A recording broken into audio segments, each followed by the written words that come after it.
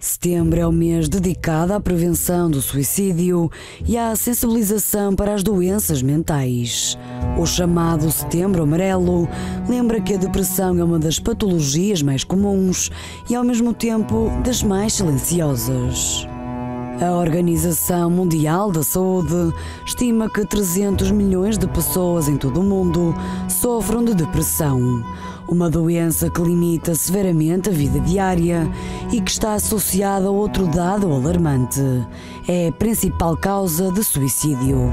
Todos os anos, 800 mil pessoas acabam por tirar a própria vida. Já em Portugal, estima-se que cerca de 400 mil pessoas sofram desta patologia. A doença, que não escolhe idade, género ou classe social, provoca angústia profunda e tem impacto direto na vida pessoal, familiar e profissional. Muitas vezes é escondida por vergonha ou medo do estigma e, em casos limite, pode mesmo levar à morte, e os números mostram a dimensão deste problema. Segundo dados do Infarmed, divulgados pelo jornal Expresso, nunca se prescreveram tantos antidepressivos em Portugal. Só na última década, o consumo aumentou 80%. Em 2023, as farmácias venderam 12 milhões de embalagens, uma média de 33 mil comprimidos por dia, que, se juntarmos ansiolíticos, sedativos e antipsicóticos, o total dispara ainda para um valor superior. Especialistas alertam que, em muitos casos, a medicação é o único recurso disponível, já que a falta de psicólogos e terapeutas no Serviço Nacional de Saúde impede que a psicoterapia seja usada como primeira opção, especialmente nos casos mais ligeiros. Em Portugal, as perturbações mentais representam mais de 20% dos anos vividos com incapacidade, um número superior a doenças como a diabetes ou respiratórias. O suicídio continua a ser uma preocupação de saúde pública, com taxas mais elevadas entre homens e o risco crescente a partir dos 70 anos. A nível europeu, os dados são igualmente preocupantes. A Euronews Health, um relatório, analisou dados de saúde em dezenas de países e mostrou que a França apresentava, já antes da pandemia, uma das taxas mais elevadas de depressão do continente, com valores a rondar os 11%. Lisa Troy, autora do estudo do Departamento de Investigação e Estudos Internacionais da Direção, afirma ainda que o documento revelou diferenças marcantes entre gerações.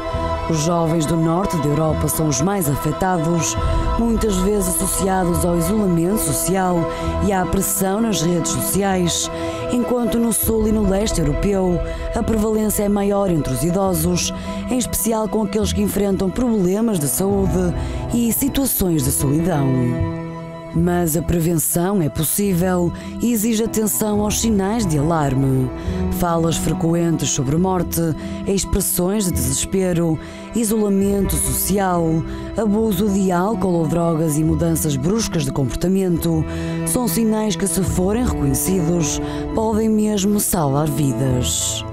O suicídio é muitas vezes resultado de uma combinação de fatores, desde doenças mentais como a depressão e a perturbação de uso de substâncias, até crises pessoais ou dificuldades financeiras. No entanto, existem também fatores protetores, como relações de apoio, acompanhamento clínico e uma rede comunitária aberta.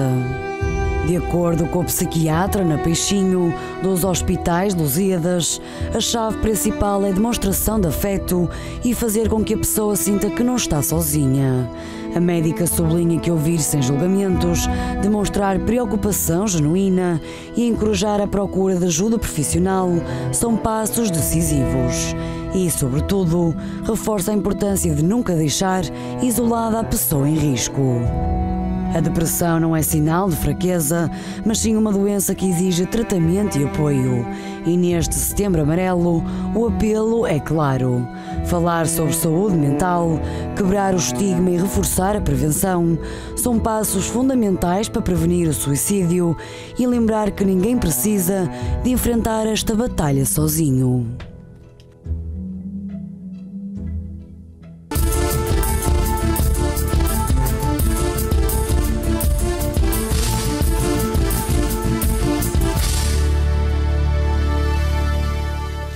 Olá a todos, sejam bem-vindos a mais um programa Debate Público. Estamos em direto e hoje vamos conversar sobre o Setembro Amarelo, mês dedicado à prevenção e combate ao suicídio. A partir de agora, em direto aqui no canal da família, Unifé TV, trazendo esse tema, esse assunto. O suicídio é uma realidade silenciosa que atinge muitas famílias em Portugal, mas é também uma realidade que pode ser prevenida.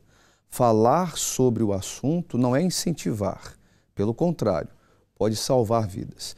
Se você está a passar por um momento difícil, não está suportando a pressão emocional, psicológica, saiba que você não está sozinho. Há muitas linhas de apoio disponíveis, daqui a pouco nós vamos falar sobre isso, porque a prevenção, o apoio às famílias é um papel importante para a sociedade, para que juntos possamos salvar vidas. A partir de agora, os telefones à sua inteira disposição, 218 368 008, como também o 210 346 091. Atenção, esses telefones é aqui do programa, tá? Para você ligar, participar. Se você conhece alguém que dá sinais de depressão, de ataques de pânico, ansiedade, já comentou consigo a respeito do pensamento de desaparecer, de sumir, de dar cabo da própria vida, divulgue esta programação. Você pode, inclusive, fazer o download da aplicação Unifé TV, enviar para esta pessoa, para que em qualquer lugar do mundo ela possa participar do programa. Nós estamos aqui em direto e pela internet, pela aplicação, a pessoa pode assistir de qualquer lugar do mundo. Vamos falar sobre isso, porque falar pode salvar uma vida. Nós temos as nossas perguntas lá nos stories da Unifé TV, algumas perguntas para que você possa participar. No final do programa nós teremos a nossa sondagem. Coloca a primeira pergunta, produção, por favor.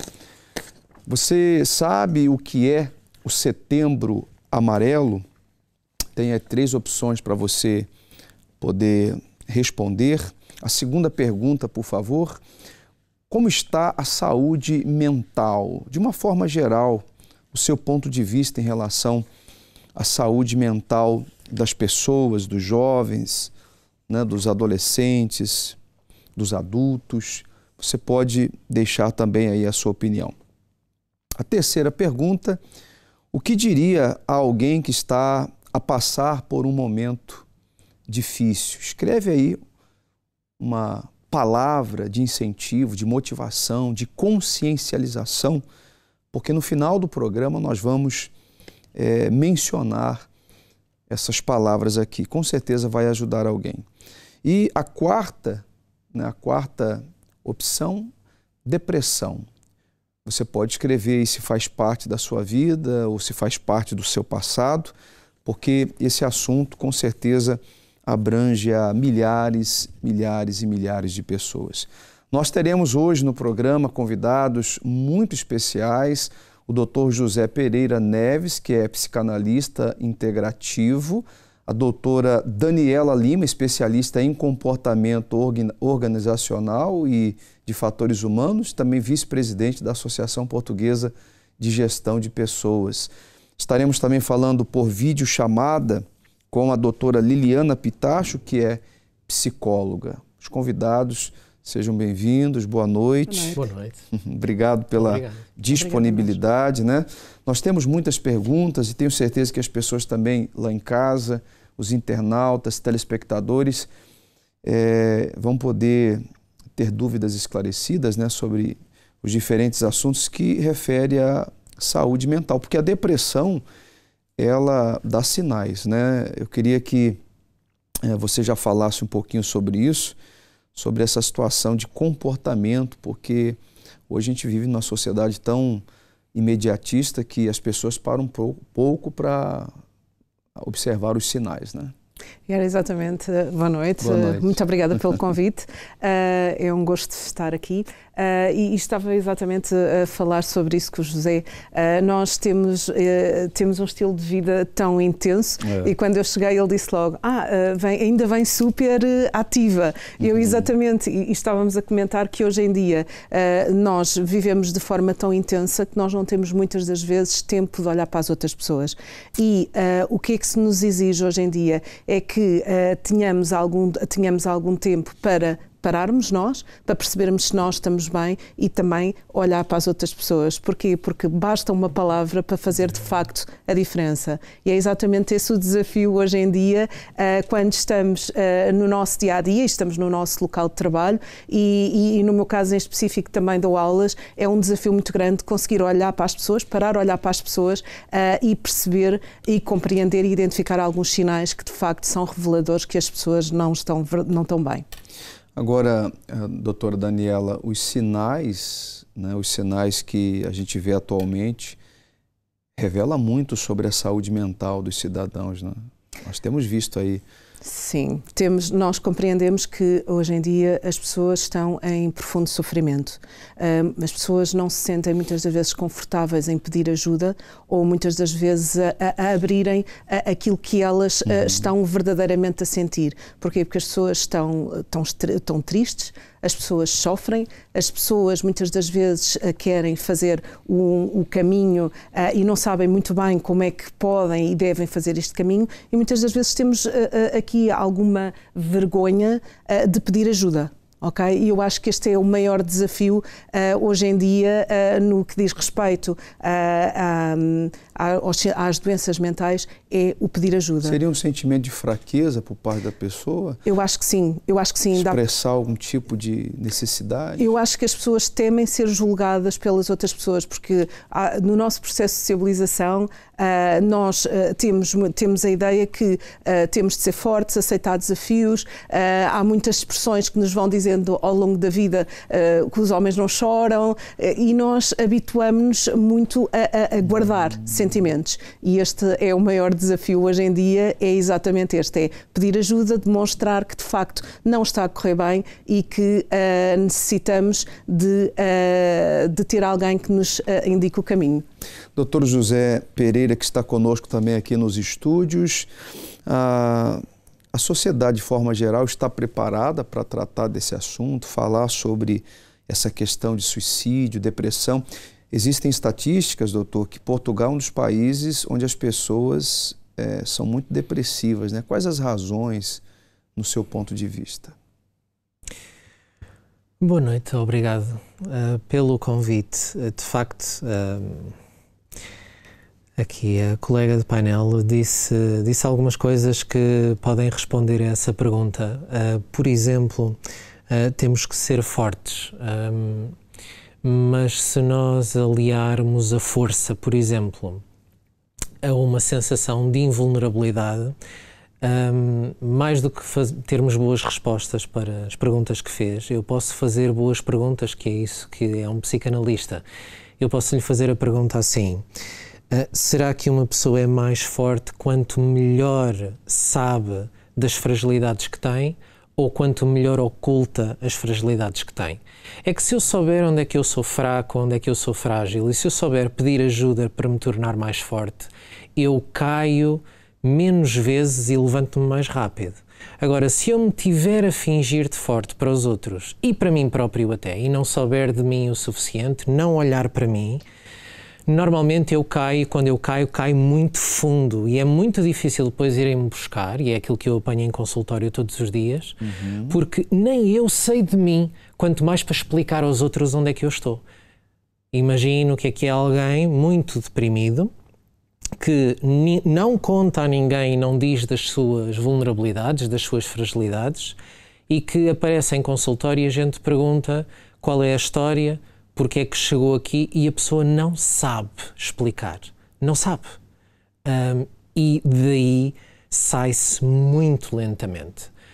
Falar sobre o que é força, por exemplo, e o que é fragilidade e o que é vulnerabilidade no sentido real, do que todos nós temos, do que é ser humano, que é das coisas que eu mais digo em consultório. O que é que você é? É um ser humano, bem-vindo. E muitas vezes isso é uma novidade para as pessoas, porque as pessoas acham que têm que ser qualquer coisa de sobre-humano. Têm que ser invulneráveis, não podem ter fragilidades. Imbatíveis, sim. Incansáveis. Mas chega a um momento em que parte, e quando parte, normalmente dói muito e vamos para uma zona de pressão ou vamos para uma zona de ansiedade, e quando já estamos a fazer sintomas, sinais, não é? Sinais e sintomas, normalmente sinais e sintomas são melhor interpretados como já não está a dar. Já não está a dar. E se o critério for, como eu costumo dizer também em consultório, não, mas ainda dá, é um mau critério, porque a pergunta é até quando? E como? Porque eu já estou mal. Eu posso aguentar, mas se aguentar for critério, chega um dia em que não dá mais. E esse é o ponto da sua pergunta.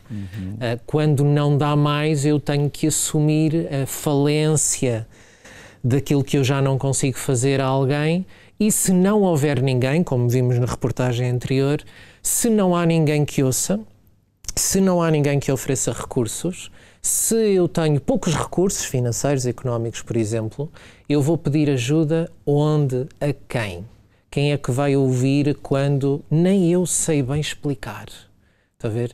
Esse é o ponto, e depois vamos para os psicofármacos que falámos, vamos para uma série de enquadramentos de coisas que existem a dar resposta e coisas que não existem ou não existem qualificadamente o suficiente para dar resposta a todas estas formas de como a ansiedade e a depressão aparece nos dias de hoje, que muitas vezes aparece sobre formas que a gente não imagina, e por isso é que as pessoas depois recorrem à solução última quando não veem mais nenhuma, que é o suicídio. Mas se houverem outras soluções, que é isso que nós estamos aqui a falar, e por isso é que este programa é serviço público, se houverem outras soluções, as pessoas tendencialmente vão pensar, antes de tentarem acabar com a vida delas, vão pensar, se há outras soluções, eu quero experimentar primeiro. Porque nunca vi ninguém a tentar o suicídio com a certeza absoluta de que aquilo não era a única solução possível. E é sobre isso que nós devíamos falar. O senhor estava falando aí de alguns pontos muito importantes. Hoje há muitos serviços de saúde mental, né? Há muitos serviços dessa área de saúde emocional, inteligência emocional, etc, etc. O senhor acredita que propagando mais, né, incentivando mais esses serviços de saúde mental, podemos ter uma resposta melhor a essas pessoas? De que forma essas pessoas podem ser ajudadas? Eu queria que o senhor pontuasse um pouco também em relação a isso. Sim, eu vou-lhe responder à sua pergunta de 3 maneiras diferentes. Maneira número 1, serviços que existem, é verdade. O que é prevenção nisso e o que é reação nisso? Nós podemos ter serviços reativos, ou seja, quando eu já estou com sintomas, já desequilibrei, eu posso ir a uma urgência, eu posso ir queixar-me, não é? Posso ir tomar psicofármacos, posso ir fazer apoio, mas já estou em desequilíbrio. Eu já não sei como é que aqui cheguei, já estou em desequilíbrio, já tenho que ir fazer qualquer coisa para recuperar desequilíbrio. E isso normalmente esgota muito mais recursos, demora-me muito mais tempo a sentir-me bem, porque eu já estou em mal-estar. E depois temos do outro lado uma resposta que também pode não ser bem entendida ou articulada, que são uma série de recursos, serviços que... De saúde emocional ou de coaching, de formas de trabalhar recursos que são interessantes preventivamente, podem ser, efetivamente, mas muitas vezes as pessoas procuram mais para esconder vulnerabilidades do que para as trabalhar. E bem utilizado é eu ser ensinado a reconhecer as minhas vulnerabilidades para as trabalhar. Mal utilizado é eu usar esses recursos para me esconder melhor de mim próprio ou me esconder melhor dos outros. E aí já não, está a ver? Porque eu vou desequilibrar mais depressa Ou, voltando à conversa anterior, quando eu desequilibrar, cai mais fundo. Porque eu tive a esconder-me de mim próprio. E isso muitas vezes é aquilo que se vê em alguns serviços ou ofertas, se quiser, na sociedade. O melhor é mesmo nós, como dizia a colega de mesa, tirarmos tempo, montarmos uma rotina em que temos espaço e tempo para olhar para nós e espaço e tempo para olhar para os outros. Porque se eu conversar com a colega vai querer conversar comigo. Se eu olhar para ela, ela vai querer olhar para mim. E ela vai reconhecer coisas em mim que se calhar eu não vi. Eu vou reconhecer coisas nela que ela não viu. E se calhar ela está mais próxima da saúde mental dela e eu estou mais próxima da minha, e ela está mais longe de desequilibrar e eu estou mais longe de desequilibrar também. Agora, se ela se foca nela, eu foco-me em mim, vou trabalhar os meus recursos, ela vai trabalhar os dela, ela está mais perto de doença mental e eu também. Portanto, eu ou me escondo ou olho para mim. Com coragem, mas é preciso coragem, porque o mundo de hoje em dia, como estava a dizer também, está montado todo ao contrário, para nós olharmos para fora e não olharmos para dentro, para nós sermos produtivos e sempre em hiperativação, como falávamos ao início da nossa conversa há bocado, e, portanto, há toda uma cultura que trabalha também a favor da produção de mal-estar na sociedade. E isso é todo um trabalho de base que há para fazer, não só dos psicólogos, mas de toda uma reflexão dentro das empresas, onde a colega trabalha, e dentro dos consultórios, e também em linhas de programas daquilo que se chama promoção de saúde mental e de prevenção do suicídio, porque eu não quero intervir quando a pessoa já fez uma tentativa. Eu quero impedir que isso aconteça. Prevenção é o melhor remédio. Nós vamos agora falar, quero cumprimentar também, por videochamada, nessa câmera, por favor, doutora Liliana Pitacho, que está conosco, é psicóloga. Seja bem-vinda, doutora. Boa noite. Estamos sem o seu áudio, acho que precisa só abrir aí o microfone, por favor. Boa noite, boa noite. Boa noite, seja bem-vinda, tudo bem? Tudo bem. Como é que nós podemos diferenciar momentos tristes? Porque todos nós estamos sujeitos. Todo ser humano é dotado de emoções, né? De sentimentos. Como é que nós podemos diferenciar uma tristeza dessa depressão, né? Considerada a doença do século? Bom, vamos então aqui analisar também por partes. Como é que nós podemos fazer esta distinção? Primeiramente, nós teríamos que saber lidar com emoções. E nós não sabemos. Nós temos formação em português, em matemática, estudo do meio, em várias áreas, mas não temos literacia emocional. E essa é uma questão muito relevante na nossa sociedade. Nós falávamos que é uma questão para cada um pensar, para as empresas refletirem, mas acima de tudo é uma questão estrutural.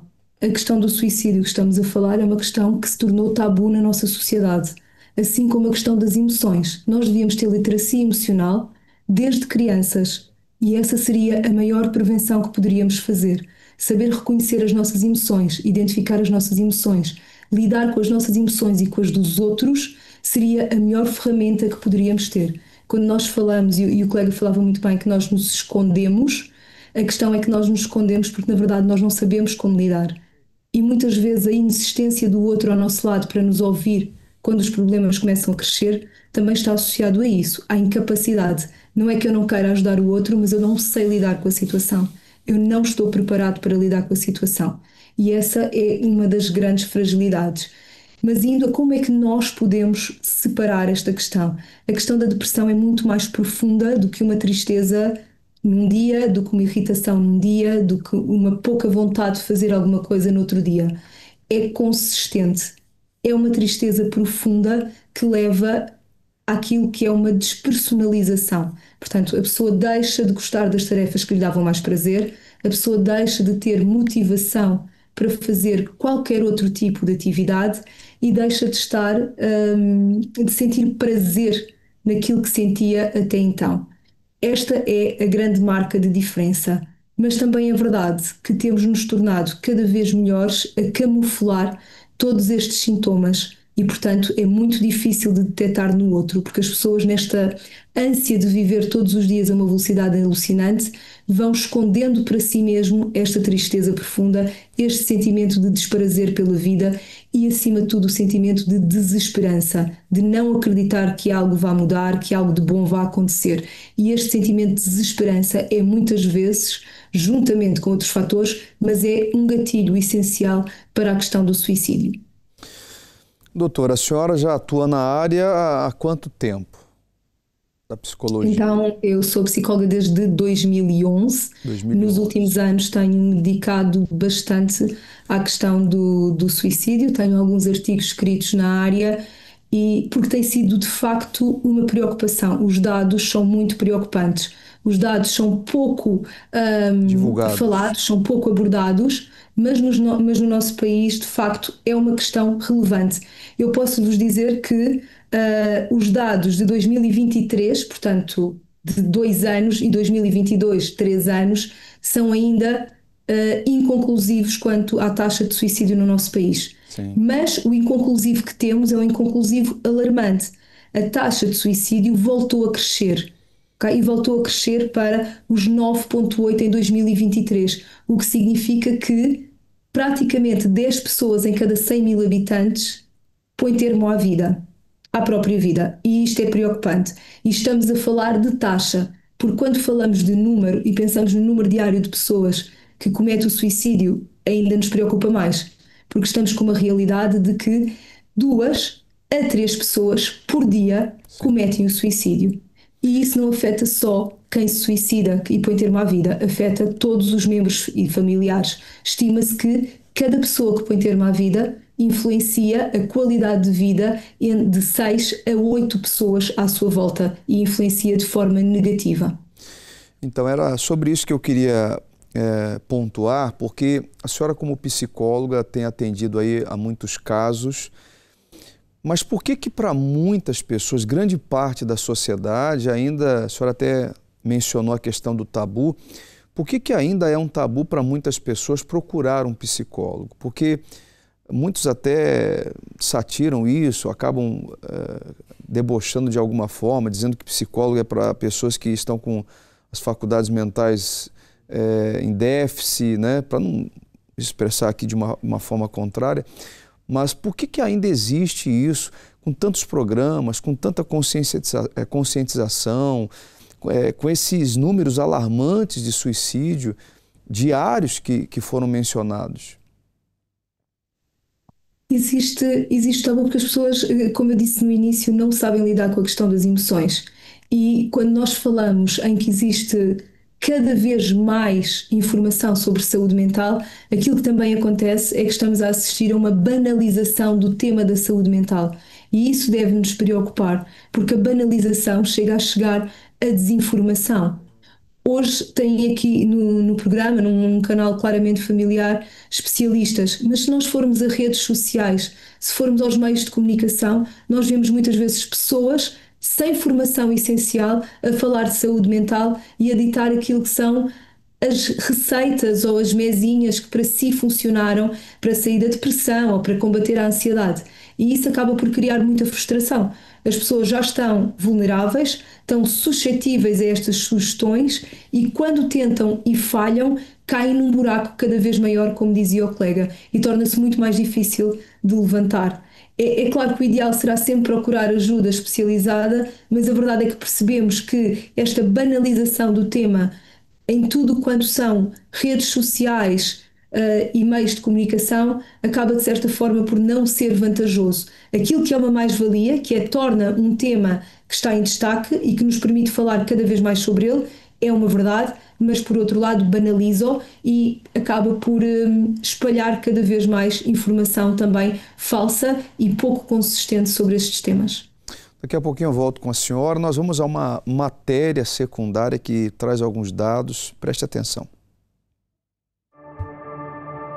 Setembro já chegou e todos os anos traz consigo a cor amarela. Este é o mês em que o mundo tenta passar a mensagem de que vale a pena lutar. Setembro Amarelo. Já ouviu falar? o Setembro Amarelo é uma campanha internacional dedicada à prevenção do suicídio, um tema que merece toda a nossa atenção. Ocorre sempre em setembro com o propósito de informar, envolver e recordar que mesmo nos dias mais sombrios há motivos e razões para continuar. É um convite simples, estender a mão, ouvir e fazer com que as pessoas não percam a esperança. O símbolo desta corrente de apoio é o laço amarelo e laranja. E por que é que o Setembro Amarelo é tão importante? De acordo com dados recentes, a depressão, muitas vezes silenciosa, afeta cerca de 400 mil portugueses. Não escolhe idades, classes sociais e regiões geográficas. As pessoas sentem-se limitadas para dar pequenos passos no dia-a-dia. A depressão provoca-lhes angústia e tem impacto na capacidade de as pessoas realizarem até mesmo tarefas diárias mais simples, com consequências às vezes devastadoras para o relacionamento com a família e amigos. Segundo a Organização Mundial de Saúde, no mundo, estima-se que cerca de 300 milhões de pessoas sofram de depressão e, em casos extremos, a mesma pode levar mesmo a que as pessoas coloquem fim à vida. Em Portugal, a prescrição de antidepressivos disparou. Segundo uma notícia divulgada pelo Jornal Expresso, nunca se receitaram tantos antidepressivos. Cerca de 12 milhões de caixas foram vendidas em 2023. A prescrição tem vindo a subir todos os anos, registando um crescimento de 80% entre 2013 e 2023. Isto é sinal de que há cada vez mais pessoas à procura de ajuda. Existem pessoas que estão mesmo no fundo do poço, desesperadas, sem saber mais o que fazer, e o que lhes passa muitas vezes pela cabeça é acabar com a própria vida. Sentem que já não vale a pena lutar e ultrapassar as barreiras, as lutas, os obstáculos que surgem no caminho. Mas será que não existe mais nenhuma solução? As pessoas precisam de ser fortes para batalhar. Quando se está neste tipo de situação em que as pessoas estão em baixo, as mesmas não têm sequer força para lutar. Mas o pensamento tem de ser este: vale a pena lutar e desistir não é a solução. E você que nos acompanha desse lado, já alguma vez tentou desistir de viver? Ou conhece alguém? Nós estamos no debate público de hoje, trazendo esse tema. Estamos dentro do mês de setembro, como todos sabem. É o mês de prevenção, de combate, Setembro Amarelo, intitulado.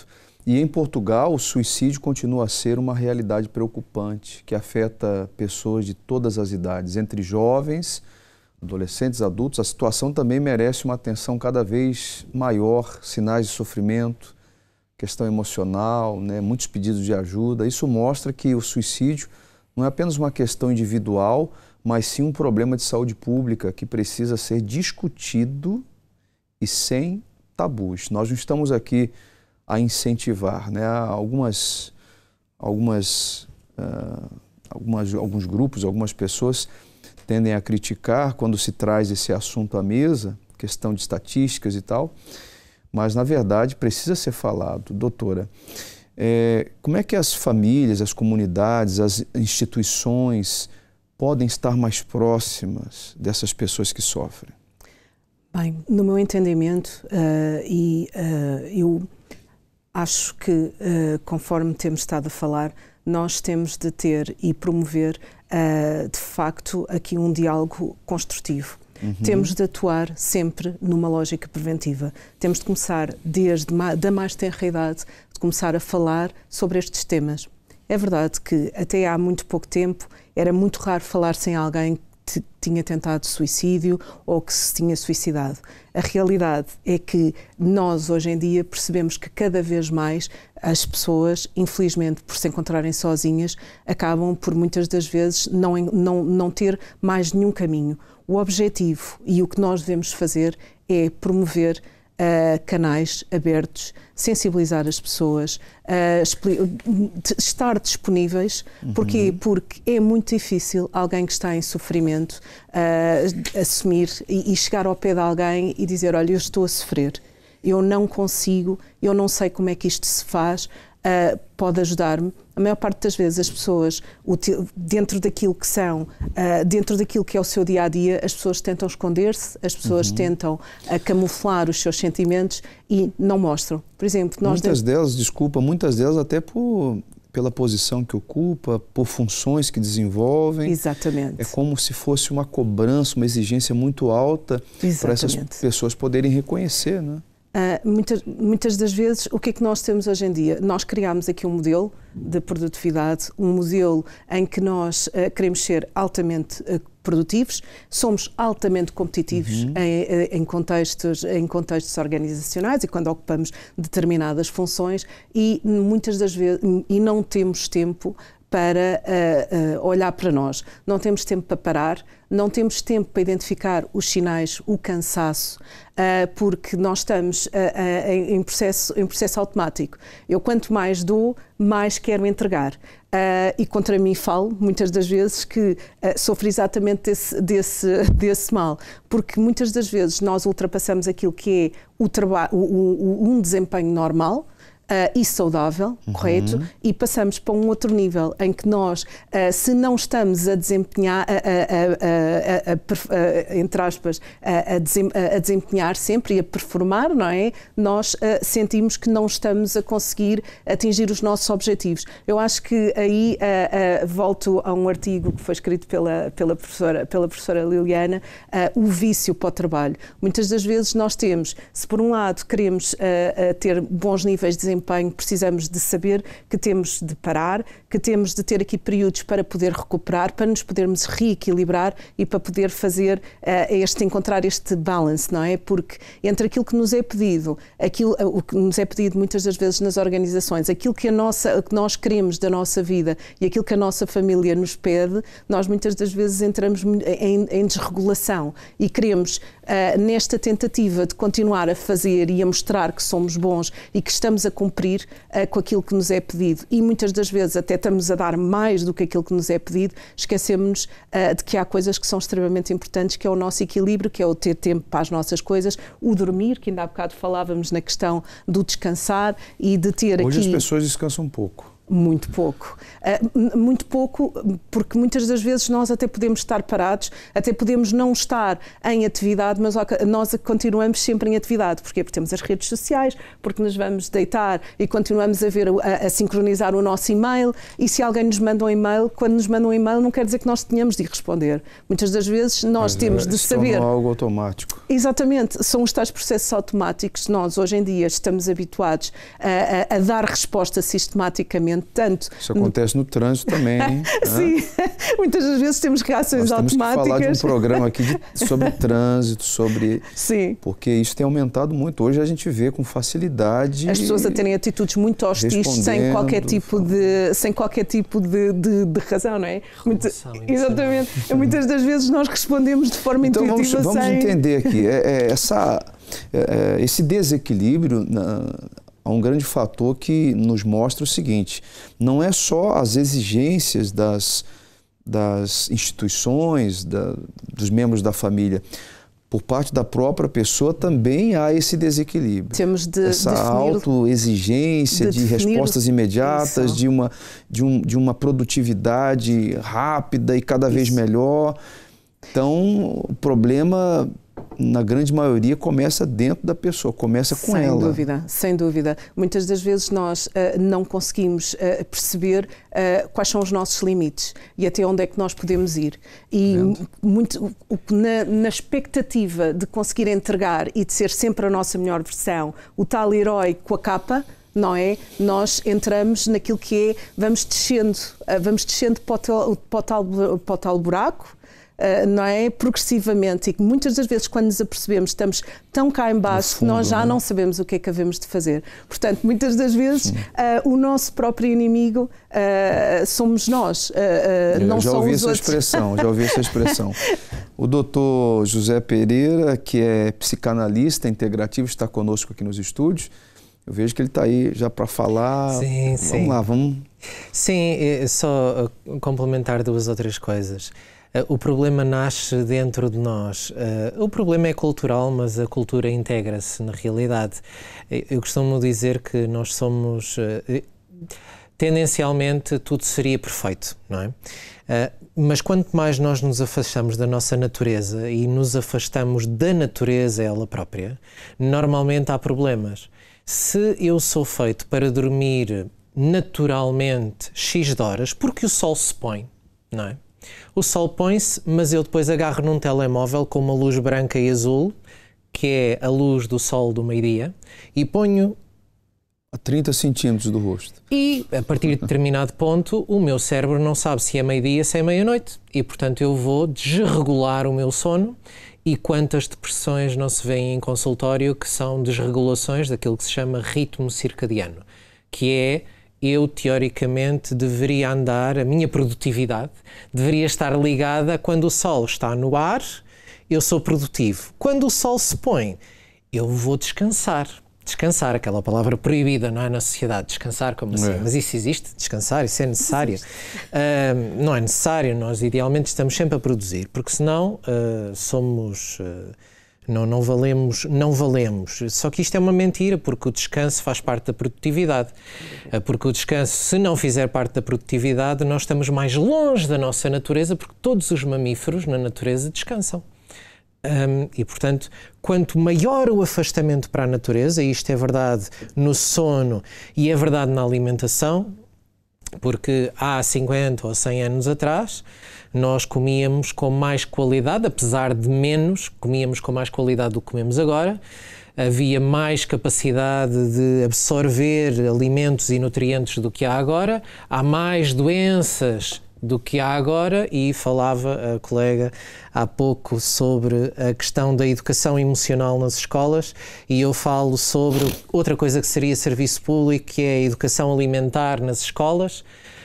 Há educação alimentar, se a gente ligasse estas duas coisas e ensinasse aos pais e aos meninos desde o primeiro ano, educação emocional e educação alimentar, será que tínhamos esta taxa de suicídios, por exemplo?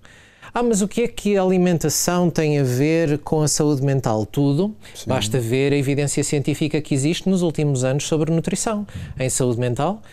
Basta ver a evidência científica que existe nos últimos anos sobre suplementação em saúde mental, uma área que eu quero trazer para Portugal e quero começar a falar sobre ela, porque é serviço público. Como é que as pessoas comem e como é que a partir do que comem deprimem ou ficam ansiosas, como é que a partir da educação emocional que não têm deprimem ou ficam ansiosas, e depois educação para a saúde, porque se eu não souber o que é que funciona para mim, vai-me correr mal. E, portanto, há todo um elencar que eu resumiria assim: quanto mais afastado da natureza e da minha natureza eu estou, porque nós não nascemos com roupa vestida. Mas as pessoas do norte da Europa deprimem mais. Porque será? Será que há menos sol no norte da Europa? Será que o sol tem impacto na saúde mental? Ou é só o isolamento das pessoas? A gente pode dizer que as pessoas vivem mais isoladas, é verdade, mas também com menos sol. O sol tem impacto na produção de vitamina D3. A vitamina D3 é uma vitamina que, na realidade, não é uma vitamina, é uma hormona, que está ligada diretamente, é cofator depressivo, por exemplo. Fala-se sobre isso?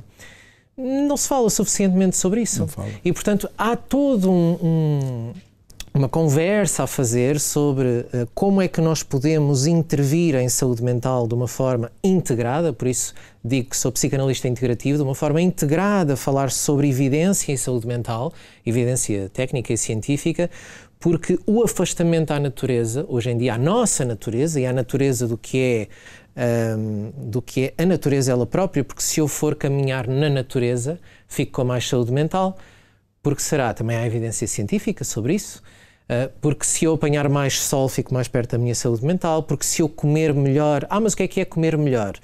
Comer melhor depende de pessoa para pessoa, do que é, depende do organismo. Se a pessoa estiver muito inflamada é uma coisa, se a pessoa estiver muito deprimida é outra, se a pessoa estiver muito ansiosa é outra. Portanto, precisa-se de falar sobre mais do que psicofármacos e internamentos e... frases motivacionais. E frases motivacionais, aquilo que se chama o cheerleading, que é temos que ser fortes, temos é que conseguir ser vulneráveis da forma certa, para depois podermos ser fortes da forma certa. Exatamente. Vamos às ruas, doutor, e daqui a pouco a gente volta com mais perguntas aqui no debate. Você sabia que Portugal é um dos países onde as pessoas mais sofrem com depressão? Não. Eu acho que sim, algumas, eu não. Eu estou sempre bem disposto. Não. Sim. É. Sabia desta informação? E porquê é que acha que isto está a acontecer? Olha, por causa da crise que a gente tem, e que as coisas não chegam e a pessoa começa a entrar em depressão.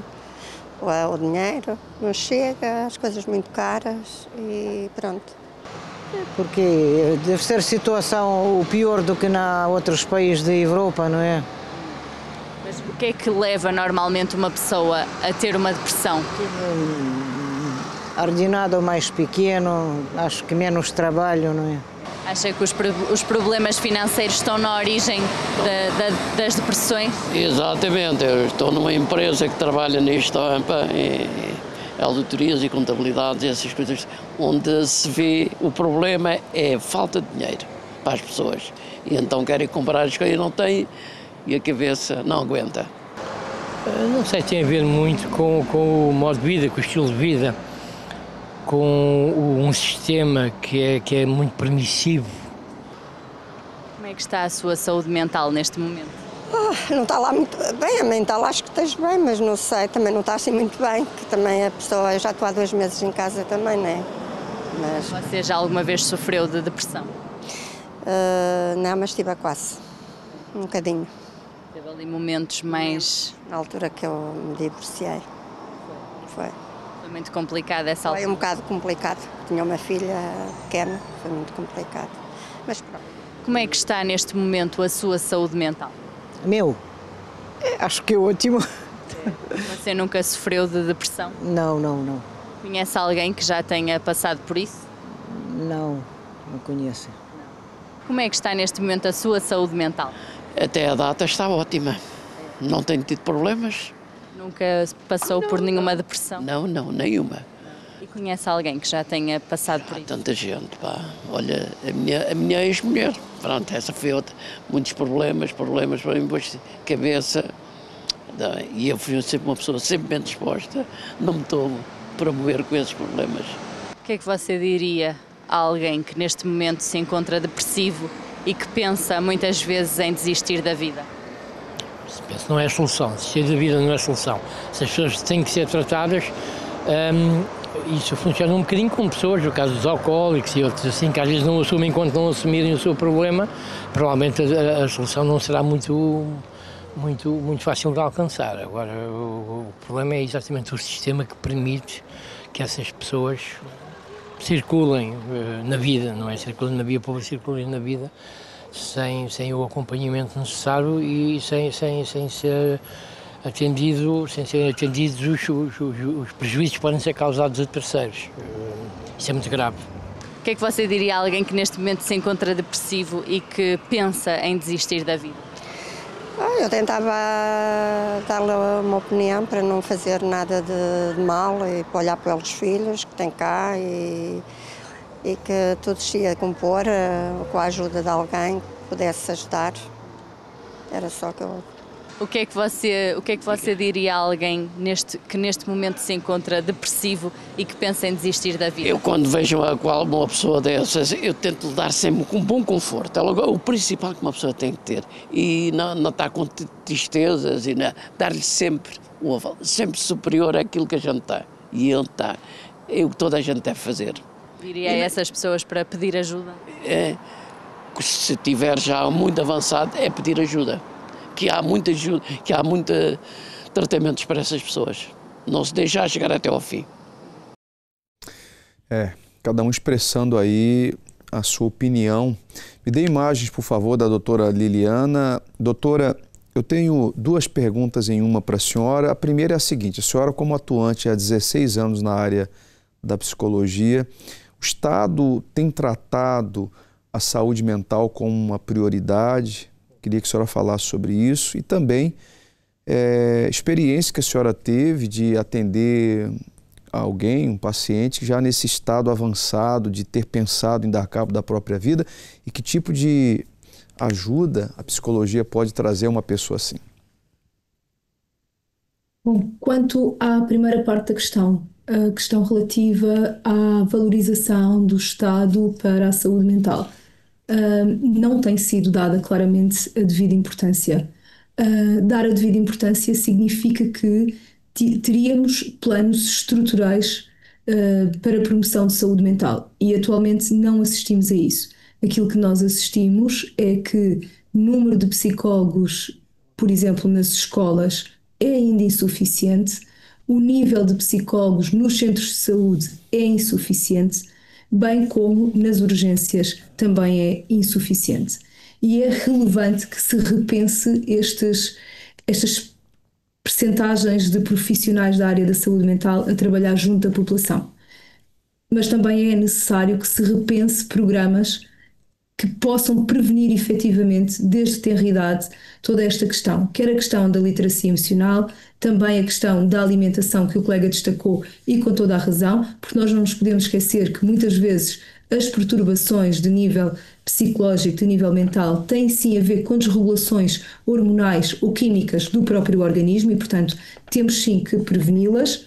E é importante que toda a gente tenha esta literacia em saúde mental e isso não existe e isso deveria ser plano estratégico do próprio governo. Nós não podemos pensar só em suicídio depois da primeira tentativa, nós não podemos pensar em saúde mental depois de já existir sintomatologia avançada, seja ela de que natureza for.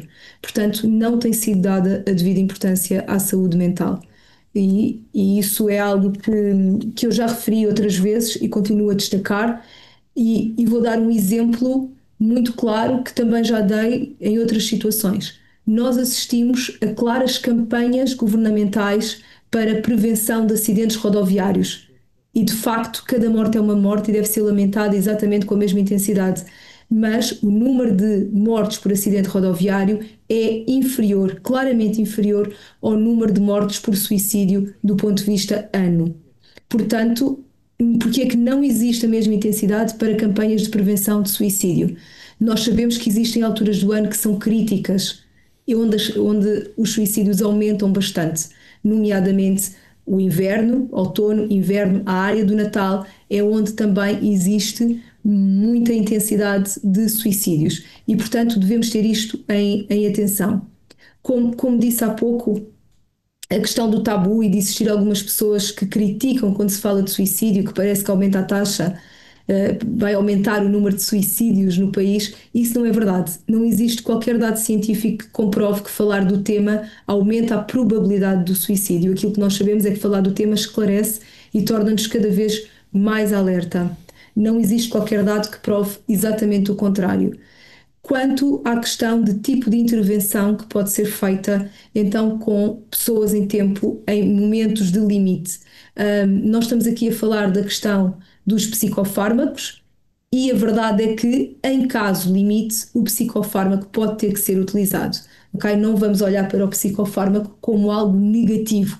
Existem situações em que de facto é importante que este psicofármaco seja utilizado e as situações de crise é uma delas. O que não devemos banalizar é a questão da utilização regular e da recomendação dos psicofármacos sem olhar ao contexto e sem olhar ao nível de sintomatologia. Mas isto acontece porque como temos poucos profissionais na área da psicologia a trabalhar, mas também na área da psiquiatria o acesso é difícil, ou da neuropsicologia, que também seria o adequado, aquilo que acontece é que nós temos profissionais que são da área da saúde que receitam psicofármacos numa tentativa de atenuar sintomas até a pessoa encontrar outro tipo de resposta. Só como atenua sintomas, as pessoas acabam por não procurar outro tipo de resposta.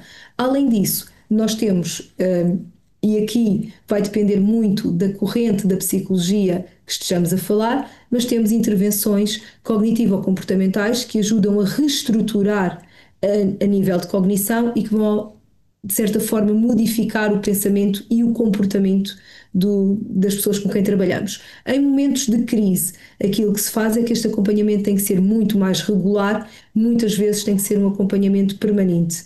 Okay? Portanto, manter um contacto permanente com pessoas em situação de crise. Doutor, eu agradeço imenso a sua participação aqui no programa. Pena que o tempo é curto, mas é um assunto que nós precisamos aí de muito tempo, né, para abordar detalhes. Ainda aqui há muitas perguntas para serem feitas, a questão da automedicação, a questão das pessoas que realmente têm essa dificuldade de buscar ajuda, porque se sentem mais envergonhadas, fragilizadas, mas numa próxima oportunidade eu gostava já de convidá-la para um próximo debate, tá bem? Claro que sim. Muito obrigado. Muito obrigada. Nós é que agradecemos.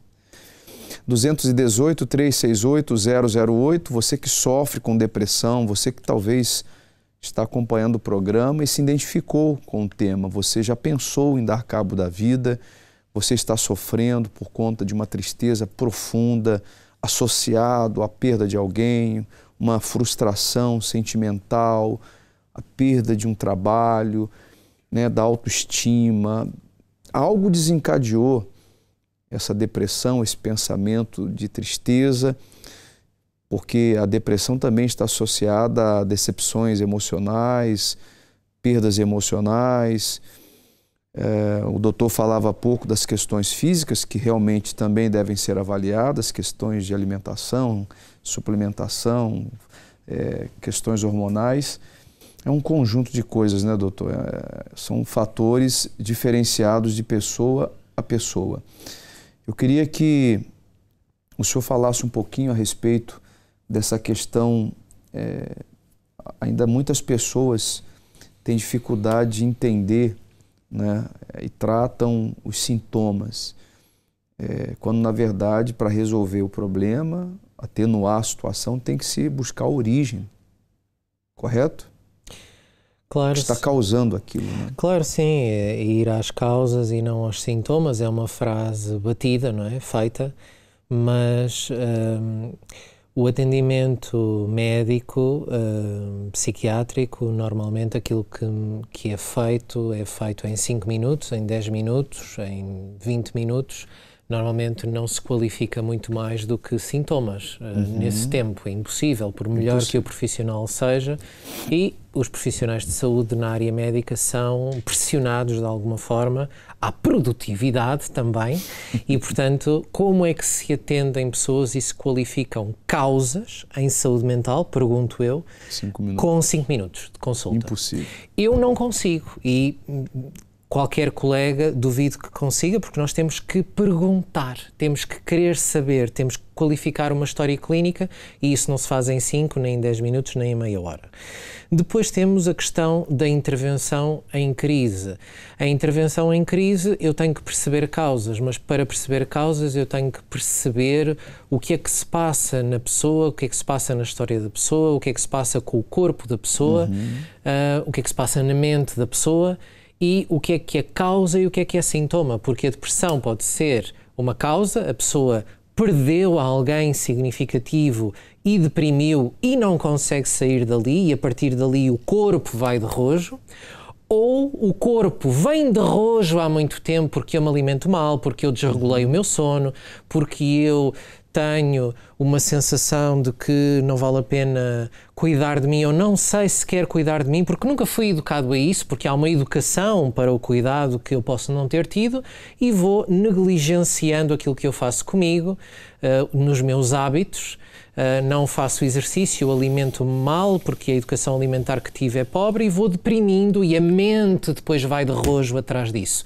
O que é causa e o que é sintoma? É que a mesma coisa pode ser causa ou sintoma, mas eu só consigo avaliar isso se primeiro eu tiver esse conhecimento e for formado para isso, e na maior parte das faculdades de psicologia não entra a questão que estávamos a falar há pouco, da nutrição e do que são os mecanismos bioquímicos das causas em saúde mental, das causas, não é dos sintomas. E num curso de medicina também não entra, e não estou a cometer nenhuma inconfidência porque me foi dito por pessoas que formam médicos, também não entra nenhuma hora sobre nutrição, nem sobre nutrição funcional e muito menos em saúde mental. Portanto, primeiro problema, se eu não sei como é que eu posso avaliar. Segundo problema, se eu sei mas não tenho tempo, Como é que eu posso avaliar? Se eu sei e tenho tempo, então posso avaliar e sim, se calhar o psicofármaco é um instrumento clínico, terapêutico, mas não é o único. Há inúmeros instrumentos clínicos, dependendo do contexto, e pode nem sequer ser o único mesmo em crise. Há outras coisas com boa evidência científica e que inclusive em evidência científica se diz que o psicofármaco nem sequer para quem nunca o tomou, nem sequer deveria ser a primeira intervenção, porque, por exemplo, há exercício físico em saúde mental, estudado com evidência científica, que exercício físico, que tipo, para quem, e isso existe, base de evidência científica para isso, também seria toda uma linha de apoio governamental para fazer, existe evidência científica para nutrição, também seria toda uma linha de intervenção, fazer educação alimentar para a saúde e para a saúde mental, talvez se poupasse muito dinheiro aos contribuintes portugueses, por exemplo, em urgências e em descompensações, e em tentativas de suicídio, e em comportamentos autolesivos, e em doença mental, já em desequilíbrio. Mas há todo um leque de instrumentos de intervenção em saúde mental e estamos só a usar uns poucos e há tanto para fazer, seja ao nível das organizações e seja ao nível mais de contexto, seja ao nível mais individual de darmos instrumentos que funcionem às pessoas, que é aquilo que eu tento fazer em consultório, não só na intervenção clínica, como para a educação, para a saúde e para a saúde mental, para as pessoas saírem e todos os dias que lá vão precisarem um bocadinho menos de mim. E idealmente, como eu costumo dizer, eu fico contente quando chega o dia em que as pessoas não precisam de mim para nada. Quer dizer que elas sabem mais sobre elas do que eu. Aprenderam a caminhar com as próprias pernas. Ora bem, sim. E a gente vê nos últimos tempos, doutora, a questão dos fármacos, não criticando nem censurando, porque é um dos meios, conforme... É um dos instrumentos. Mas nós temos visto uma sociedade literalmente dependente de fármacos, né? Antidepressivos, ansiolíticos, remédios para o sono, e a gente sabe que isso, na maioria das vezes, tem prejudicado ainda mais. Nós compreendemos que toda esta panóplia de medicação que as pessoas utilizam não é prejudicial, impacta na vida das pessoas. Por exemplo, a minha formação, e estou muito ligada às organizações, a minha maior preocupação é, eu estou numa organização, tenho pessoas que estão a trabalhar com equipamentos móveis e que estão a trabalhar com equipamentos a conduzir, a utilização da medicação sem ser comunicada é extremamente complicado, porque pode dar origem a acidentes de trabalho e dar origem a questões que mais tarde vão ter impacto não só na vida das pessoas, como vão ter também impacto na vida das equipas e da própria organização, correto? Porque se eu tenho um acidente de trabalho dentro de uma organização, na sequência da utilização de medicamentos que não estão declarados, como é que eu consigo defender isto perante um seguro, correto? Eu tenho pessoas que estão a fazer medicação, que eu não sei que estão a passar por esta situação, e como é que eu consigo, dentro de uma equipa, explicar à equipa que a pessoa não é má, a pessoa está a passar por um momento conturbado, num momento difícil na sua vida e que está a fazer um processo. Portanto, todas estas situações, e eu estou a inclinar aqui mais para a vertente organizacional, porque nós temos este desafio, ter as pessoas bem, ter as pessoas a funcionar e conseguir fazer com que dentro das equipas as pessoas consigam ser a sua melhor versão, estar bem e conseguir ter os níveis de desempenho. Muitas das vezes o que é que acontece também? Nós, dentro das organizações, temos um conjunto de ferramentas, disponibilizamos e facilitamos um conjunto de serviços, nomeadamente a oferta de consultas de psicologia, porque na rede do Estado não há, e as empresas assumem isto como sendo não um benefício, mas como como é que eu lhe posso chamar, como sendo o seu ownership, E o que é que acontece? Acontece que muitas das vezes as pessoas não utilizam porque podem sentir que de alguma forma as empresas podem utilizar. Mas temos muitas empresas que estão muito satisfeitas com os programas de saúde mental que implementaram. Porquê? Porque sentem que as pessoas estão a utilizar, estão a utilizar as consultas e de facto estão a melhorar aquilo que é as suas dinâmicas a nível interno e das equipas de trabalho. Como é que a senhora atua? Fala um pouquinho, explica aí, porque a senhora é especialista em comportamento organizacional dentro dessas instituições. Como é que é a sua atuação?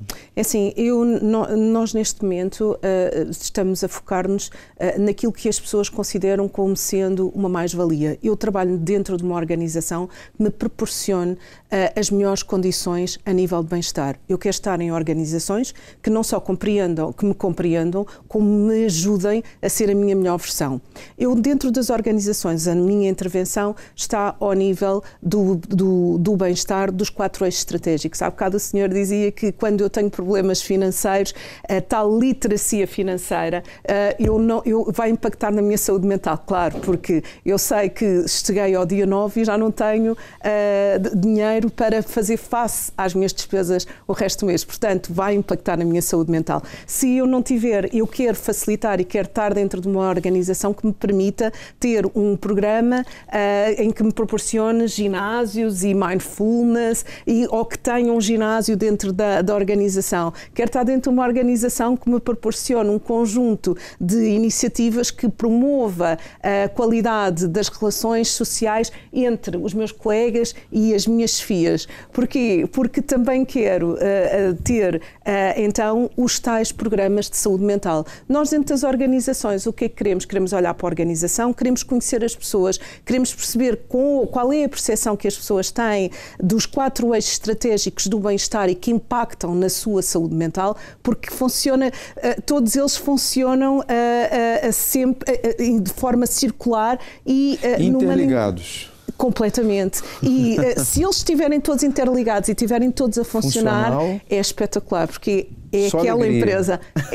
Alegria não digo, mas bem-estar, correto? Porquê? Porque eu quero ter pessoas bem, porque se eu tiver as pessoas bem, eu vou ter produtividade. É quase como uma consequência natural. Todos ganham. Exatamente. A saúde mental. Os familiares daquele funcionário, a equipa. Tudo. Né? E principalmente hoje nós temos tanta preocupação com a sustentabilidade, com os ODS, com um conjunto de iniciativas que a Organização Mundial de Saúde e outras instituições têm vindo a alertar e têm vindo a trabalhar e a desenvolver um conjunto de estratégias para as pessoas estarem bem. Porquê? Porque depende da sustentabilidade humana, da nossa saúde mental.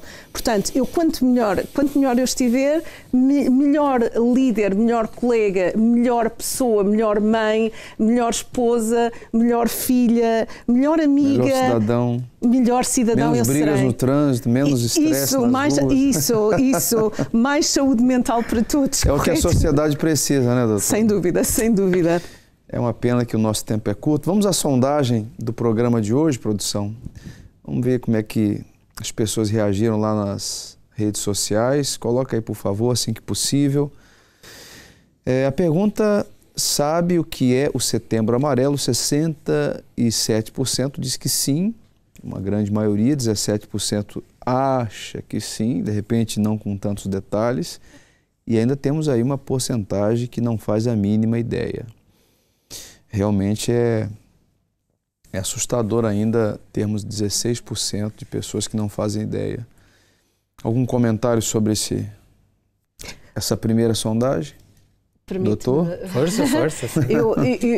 Lá está, fala-se tanto em saúde mental e se calhar nós temos de compreender se aquilo que nós estamos a falar sobre saúde mental está a passar pelos canais corretos e se estamos de forma pedagógica a chegar às pessoas que devemos chegar. Peço desculpa. Não ocorre-me dizer que saúde mental é eu trabalhar o meu sentimento de pertença, como a colega falava. Se nas organizações, nas famílias, eu sentir que pertenço, Eu normalmente tenho mais saúde mental e sinto-me melhor e tenho mais bem-estar. Se eu sentir que não pertenço, a boa pergunta é então onde é que eu pertenço? Onde é que eu procuro isso? O meu sentimento de pertença, a que grupo natural é que eu pertenço em bem-estar? Saúde mental e Setembro Amarelo, para as pessoas que não sabem o que é, saúde mental é eu baixar o telemóvel e dedicar-me a falar com a pessoa que tenho ao meu lado. Querer saber é muito mais interessante e normalmente melhora o sono. Por exemplo, se eu trocar, ver o telemóvel, a falar com a pessoa que está ao meu lado, a conhecer quem é que eu tenho em casa, se calhar aumenta a minha saúde mental e o meu sentimento de pertença.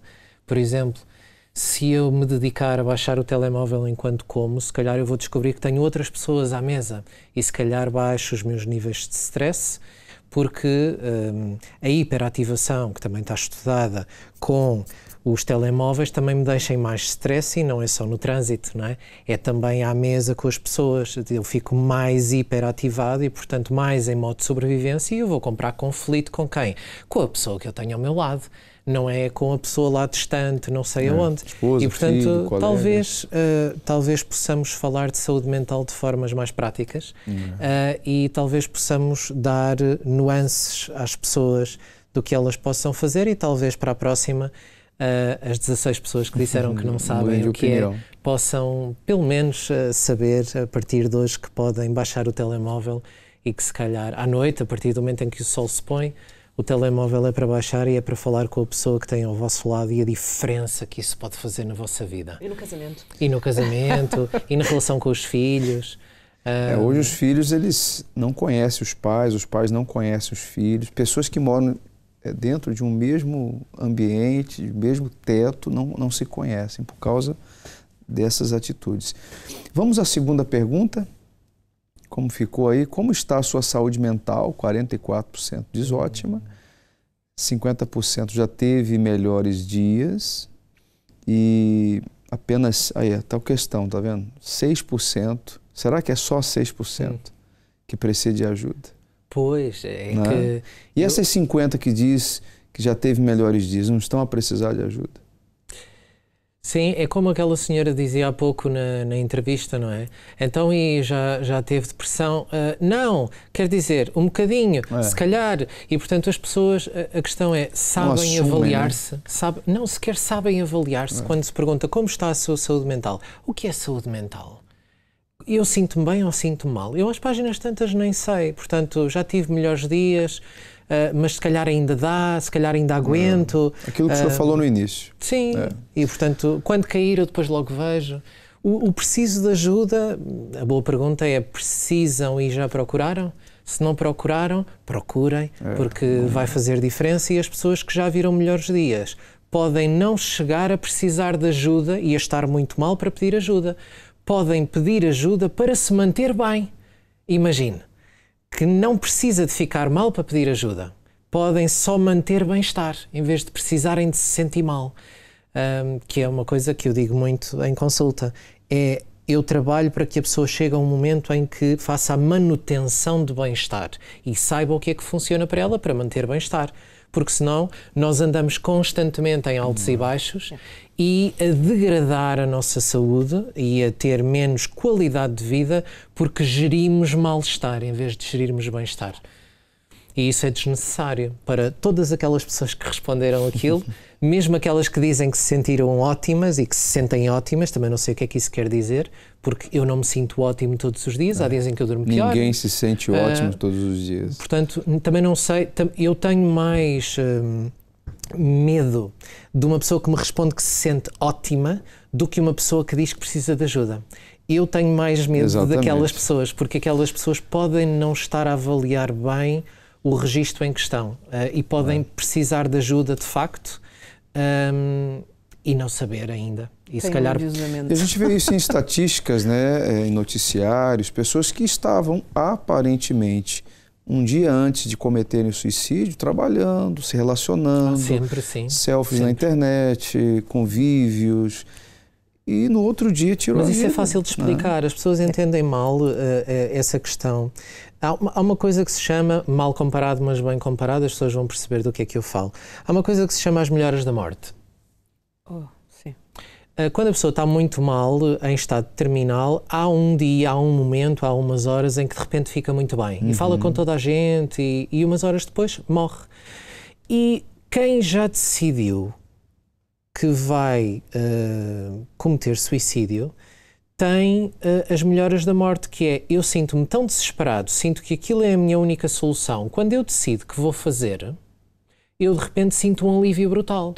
E quando uma pessoa está muito mal durante muito tempo e de repente começa a estar muito aliviada, a comportar-se muito bem, a falar com toda a gente, e as pessoas estranham a mudança, é bom que estranhem a mudança e que façam qualquer coisa. É um alerta que eu deixo, porque as melhoras da morte são, na realidade, a aproximação da morte como solução final. E isso também é um sintoma de que a pessoa já decidiu qualquer coisa de uma forma mais ou menos irrevogável. Que já trouxe um certo alívio na mente dela. Traz um certo alívio, mas para essas pessoas, se alguém estiver a pensar sobre isso, saiba que há N soluções para isso e que às vezes nuances muito normais quanto aquilo que andam a comer, as pessoas com quem andam a falar, que se calhar não devem ser aquelas, se calhar devem ser outras, pedir ajuda nos sítios certos em vez de pedirem nos sítios errados e reconhecerem o registro em questão, mas uma coisa vos garanto é que essa não é a única solução. Exatamente. Há outras, mas há um alívio. Muito importante essa facto, pontuação, hein, doutor? Agora finalizamos o programa em alto. Foi muito importante o senhor falar sobre isso, a questão da melhora da morte, porque cientificamente é comprovado isso no físico, né, no corpo, e também no emocional, conforme o senhor falava. Vamos à outra questão, por favor. Algumas respostas abertas. O que diria alguém que está a passar um momento difícil? A Carla disse: não desista de si, você consegue, porque Deus tem a solução para todos os seus problemas. Ela já apelou também para a fé, o espiritual. A Rayane diz que ela vai vencer, que seja forte, Deus também é com você. As pessoas também apoiam-se muito na questão da espiritualidade, né? Que é de caso para caso. Que também é um fator, de resto, protetor. Qual é que é a nuance aqui da espiritualidade, da fé e da religião? É que não é propriamente só a ligação ao divino, a Deus, é a ligação que eu tenho ao grupo das pessoas que está comigo na igreja. Às pessoas à minha volta, eu sinto que pertenço, ou eu vou à igreja e sinto-me sozinho no meio de uma multidão. E isso então é fator de risco outra vez. Portanto, não é só a ligação com Deus, é a ligação Deus ou algum tipo de espiritualidade que a pessoa tenha, mas é a ligação e o sentimento de pertença que eu tenho com os outros à minha volta, tal e qual como a colega expressava na empresa há pouco. É exatamente o mesmo processo. A pessoa sentir-se integrada onde está, onde vive, onde convive. Eu, por outro lado, peço desculpa, eu tenho fé e acredito que com fé, e se nós acreditarmos muito, e se pedirmos ajuda, nós conseguimos ultrapassar os momentos difíceis. Eu acredito em Deus e acredito que a fé move montanhas. Um fator profissional. Peço desculpa. É um fator também muito usado, muito comum, né? Nós temos aí muitos testemunhos, milhares de testemunhos de pessoas que apelaram para essa fé, apelaram para essa integração que o doutor falava há pouco e realmente conseguiram superar. Temos uma última questão. Também porcentagem, depressão faz parte da minha vida, 10% diz que sim e 90% diz que faz parte do passado. Que bom. Bom, considerações finais do senhor? Sim, eu queria só dizer que a fé nos salva muitas vezes na nossa vida e sem fé é tudo muito mais difícil. É difícil as pessoas não acreditarem em nada. É muito mais difícil quando não acreditam porque há uma desconexão que existe dentro delas, e eu falava há pouco do afastamento à natureza, a natureza num sentido da criação do divino. Quanto mais afastado do divino fora de mim e do divino em mim, mais frágil eu fico. E, portanto, também há evidência para isso e há várias e ligações a isso, não só na forma como as pessoas depois se tratam a elas próprias. Se eu sentir que não sou de Deus ou não tenho divino em mim, eu tendo a tratar-me pior do que se eu tiver que respeitar qualquer coisa que é divino. E, portanto, há a ligação ao sagrado aqui e a ligação à fé, que é fundamental, porque normalmente as pessoas, quando se sentem em ligação a Deus, normalmente, e em ligação aos outros à volta e à criação desta comunidade que falávamos, normalmente estão mais próximas da saúde mental, e quanto mais afastadas e isoladas delas próprias e da relação com o sagrado e com o divino dentro delas, mais frágeis ficam, e isso é talvez a coisa mais simples que nós podemos dizer da condição humana. Considerações finais, doutora?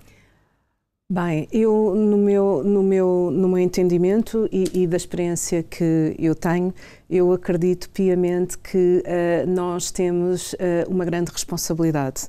Nós temos a responsabilidade de conseguir parar, de olhar para nós, de perceber se estamos bem, se não estamos bem, e pedir ajuda. É assim, temos todos de ter aqui uma maior sensibilidade para aquilo que são as nossas emoções, para aquilo que eu gosto, aquilo que eu não gosto, aquilo que me faz bem e aquilo que não me faz tão bem. E o que eu aconselho às pessoas é, muito sinceramente, de alguém que tem aqui problemas de controle com questões de produtividade, é importante desconectar para nos reconectarmos com valor. É importante desligar, descansar, para podermos ser sempre a nossa melhor versão. Eu agradeço a participação. Foi um gosto tê-los aqui no programa. Chegamos ao fim do debate público de hoje, mas a realidade do suicídio, ela continua aí e muitas vezes silenciosa. Falar do assunto é falar da vida, é dar a oportunidade para aqueles que precisam de ajuda. Você que acompanhou o programa, tem acompanhado o programa agora em direto, está acompanhando ou vai acompanhar ao longo dos dias, em outros horários, porque esse programa fica registrado.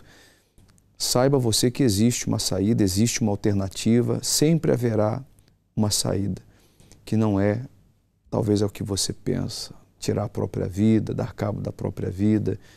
Existem pessoas que te amam, existem várias pessoas que acreditam em você, você não está sozinho, tá bem? Tem as linhas de apoio, você sabe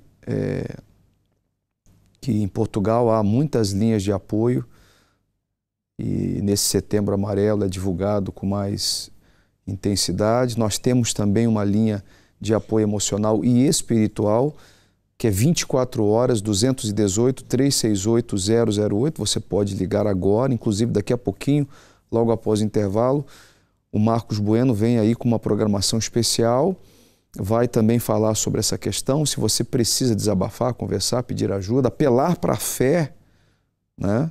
Se você quer apelar para a fé, se você quer ter uma experiência com a fé e aprender tudo o que aqui foi falado, buscar ajuda também de especialistas da saúde mental, saber com mais profundidade a respeito daquilo que você está a sofrer, com certeza dias melhores virão, tá bem? Então fica por aqui hoje o programa Debate Público. Deixa aí, por favor, para as pessoas que querem enviar uma sugestão de tema, nós temos aí o nosso e-mail, jornalismo@unifetv.pt, você pode enviar a sua sugestão. A produção vai avaliar, nós vamos trazer aqui à mesa do debate, tá bem? Forte abraço e até o próximo programa.